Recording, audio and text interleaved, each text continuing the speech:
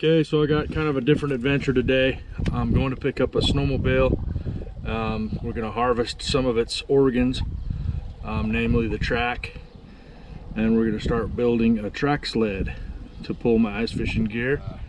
Turns out it was so ugly my boy wouldn't let me stop and ask the guy about it, so the next day I went and asked him about it, and turns out he's sold it to his buddy, but his buddy only wanted the engine and I want the track.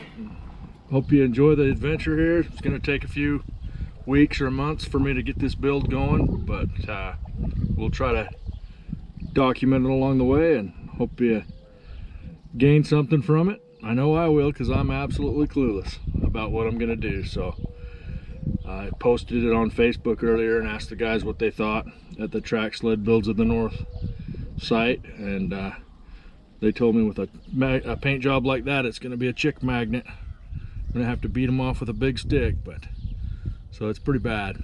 But anyhow, we're going to get on the road and go grab it, and we'll catch you later. Let's watch, see what happens together. There's the beast right there.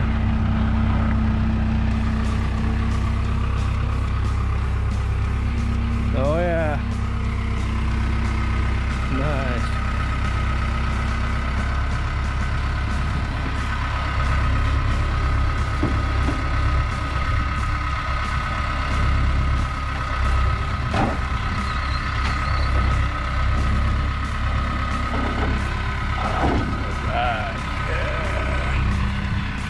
Thanks, buddy. Well, I'm a happy boy, so I think that's gonna work. I'm gonna take it back to my shop tonight and I'm gonna start tearing into it. See if we can't get things separated out. I've got to be real careful because the guy that wanted the engine and stuff wanted all the electronics and stuff, so I'm gonna try to get this track off.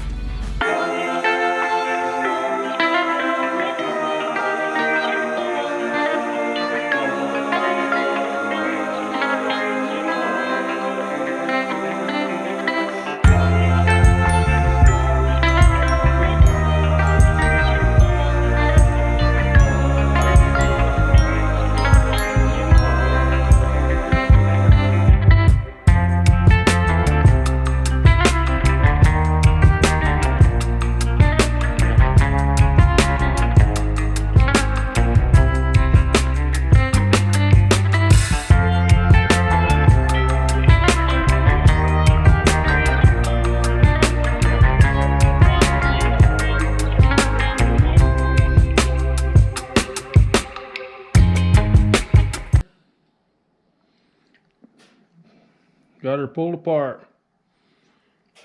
Now the fun begins.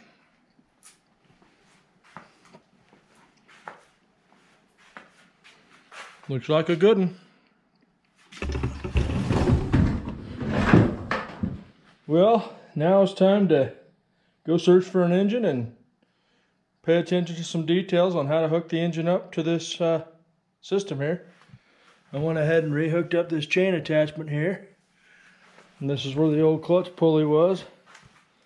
So I'm assuming we can put a gear right there going to the engine. But actually no, we probably want a clutch. So we'll go research this and see what we got. I think I'm just going to leave my suspension there. A little bit of suspension, but I can put a little weight on it and that takes care of that. It should ride pretty smooth and flat. And it doesn't weigh hardly anything, so I imagine steering it won't be a big deal. I don't think it's all that long. Okay, so from end to end, golly, we're only 57 inches. So 5 feet pretty much. I don't know. We'll see. Some guys shorten these up so they get a little bit better turning abilities. I don't know if that'll be me on the first one. We'll probably just go with it. Might try to lower these wheels down so I can get the track off of this, off the plastics. So, but golly, it's actually A little bit simpler than I expected so far. I'll probably run into something that I don't know, that I can't see. But time to find an engine. So a couple of things have happened. It's been a few days since I was last here messing with this on camera. I did get rid of my suspension. Went ahead and took some 1/2-inch gas line, flattened it out, drilled some holes through it, and got it down to where my track was sitting pretty level here.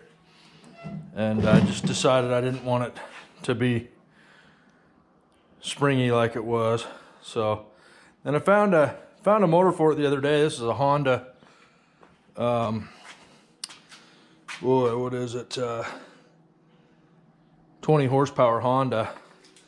But the other day we fired it up. For some reason I'm not getting the ignition on it to engage, and so I got to mess with that. And I decided I didn't want to fiddle with this engine because yeah, I got it free to me, but I got to buy an air filter, and I got to buy a fuel tank, or find a fuel tank, maybe even a fuel pump, and also an exhaust system. So we're looking, you know, $300 minimum for that stuff if I bought it new. So then I got thinking, I had a little water pump, then tore that water pump off this engine, but it's only a, what is it, a 3.5 horse, I believe. Yeah, 3.5 Briggs. So I decided that wasn't gonna cut it. So in the meantime, I was on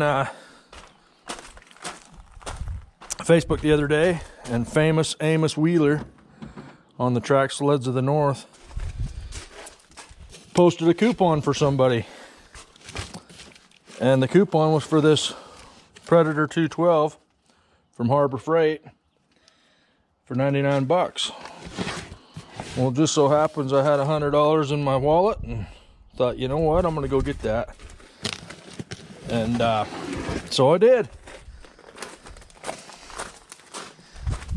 So now, what's nice about this Predator is I finally made a decision. With that Honda, I was gonna have to get for my clutch assembly, I was gonna need to get a 40 series to go on the 1-inch shaft. This has a 3/4 inch shaft. And so now I'm gonna go with a 30 series clutch, and it shouldn't be much. Everything's cheaper on that size than a 40. The 40 was a little bit more money, but now I know I've made a decision how I'm gonna do this one, and I'll be able to get my clutch coming, and also my sprocket here that I'm gonna put in here, and some chain. And so hopefully very soon we'll have this baby rolling. The other day I took a Milwaukee whole hog and I adapted it up right here, and I actually drove it back to my house with my whole hog while I was sitting on it. And right at the very end I had a hole saw that was wrapped around there on the keyway. I should have put a hose clamp around the drill bit, because when I got to the house it just boom, exploded. A lot of torque, a lot of pressure on that. So but anyways, I think this is gonna work out. And so I'm gonna tear that engine open and take a look at it, and we'll see what we see. Getting excited.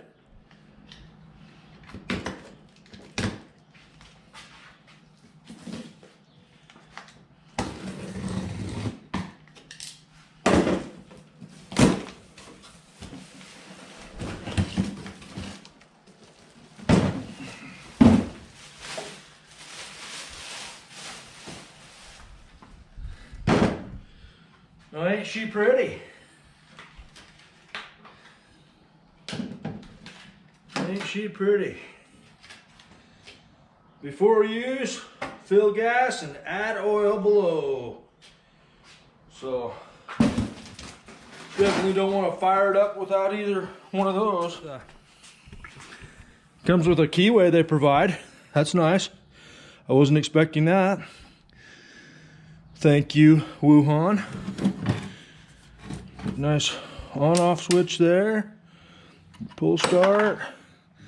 You know, that's another reason I decided to go against the Honda right now.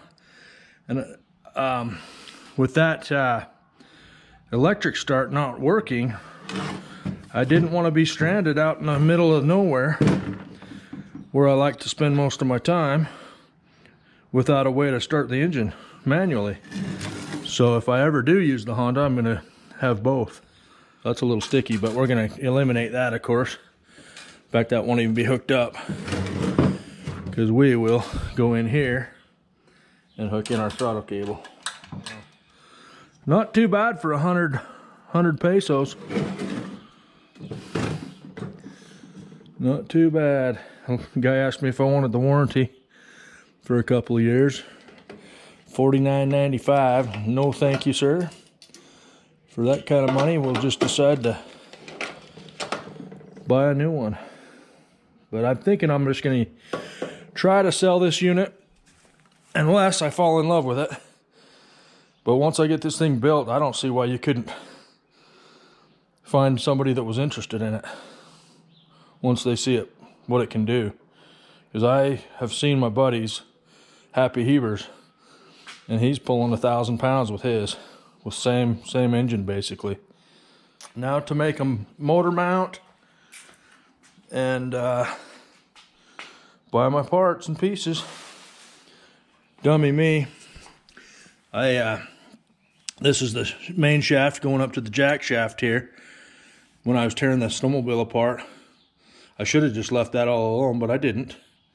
So I've got 4 screws that, or 4 or 5 screws that ended up in the garbage. You think I could find one of them? Nope. So I'll have to get some more screws for the cover there. And I might even throw some oil in it. I don't know that you need to on this particular speeds. It's not like we're putting a huge engine on it, but that's the progress as of today.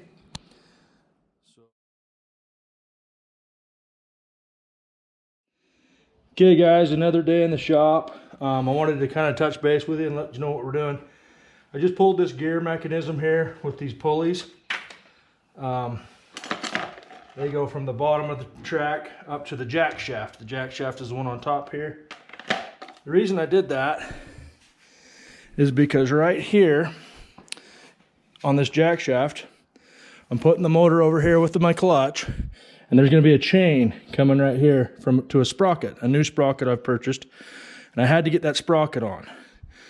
So in order to get that sprocket on, of course, I had to pull one of these 2 bearings. And so what I've done, and this is an old brake assembly, I'm not using that. So I went ahead and pulled that off, and we'll just discard it. So I pulled this off, and I had a problem because these bearings were pretty much seized on there. And I called my buddy who's a mechanic, and he did not have a press. So I'll show you what I did. So the first thing I did was I took a 1-inch piece of plumbing pipe, gas line, just a nipple.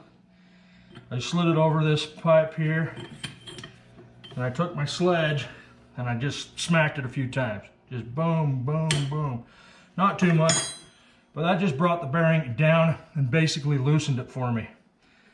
So after that, I went and got some silicone spray, just sprayed that, just some lubricant right in here. And then I got thinking, how am I going to do this without going to the machine shop? So what I decided to do, I took this little log here, drilled me a 1-inch hole, just down a few inches. And then I set that on there, just a 1-inch open end wrench, and just smacked it with my hammer. And wouldn't you know it, it came off pretty simple, just boom. And so it came off fairly simple. And once I got it down a little bit more, I was able to just tap it out, and it ended up coming out. But so now what I've got to do, there's a keyway right here. I'm going to need to cut another keyway in here where my sprocket will go. So I was just happy to be able to figure that out. I thought about incorporating my log splitter and trying to push it off that way. But we actually salvaged the bearing. So life is great at the Super 8. It comes on about 4.5 inches to center. Before you do this, I would recommend, I took a tape measure and just took a picture of it with the tape measure so I knew where my bearings sat. So anyhow, we got parts coming. Should be here within a week. So hopefully we'll get this thing put together and get on the trail and see if we can keep learning some lessons here. That's what I know today. So another thing I wanted to mention, we talked about last time we were working on this throttle, on this 212 engine. So this is your throttle. Like if you had a tiller or a garden tractor or whatnot, it holds the throttle at the RPMs you select. So that's good if you want to, you know, have it on your lawn tractor or dredge or something that you need constant RPMs. On a go-kart or what we're building with the track sled, we don't want that. So right here is a 10 millimeter, and all I'm doing, I'm just loosening that up, and you can see that popped that loose, and now it's free to do its thing.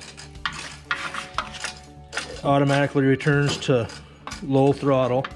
I'm gonna loosen it a little bit more. There's actually a locking washer in there that you can remove, which I might do. And then you just have your linkage assembly coming from over here or over here to that throttle. You got a screw down in here that'll go tie your throttle in there. So life's good. I've seen some guys, you want to make sure that's going home, you know. So some guys will actually drill a hole in this handle and put a spring over here, with just an extra spring just to give it that extra pull to low idle, because you certainly don't want this thing, you know, looking like a hub tent that hasn't been staked down in the wind, because that'd be just too comical. So I probably will put an extra spring there just so we don't have any issues with the throttle. And decided on my handlebars with my throttle. I'm going to build some handlebars and tie them in back here, and then we'll make it so I can rest them here, so that way I can put downward pressure on these points, so when I'm turning I can kind of push down and do my steering a little easier. It might take a little weight off the front of the machine. But on that throttle, I went ahead and got a thumb throttle instead of the motorcycle type throttle. Snow Dog, I think, uses a normal bicycle brake for their throttle. And so I just went ahead with the thumb. I like the thumb on my four-wheeler and decided that's the way I wanted to go. So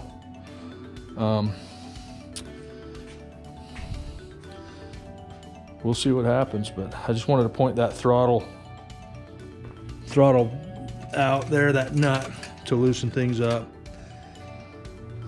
So now I'm going to go procure some materials. I'm going to build me a little stand for my motor mount to go on. I decided to buy a motor mount, and I'll just get some angle iron here or some tubing. We're going to weld up a rectangle basically that we can build off of.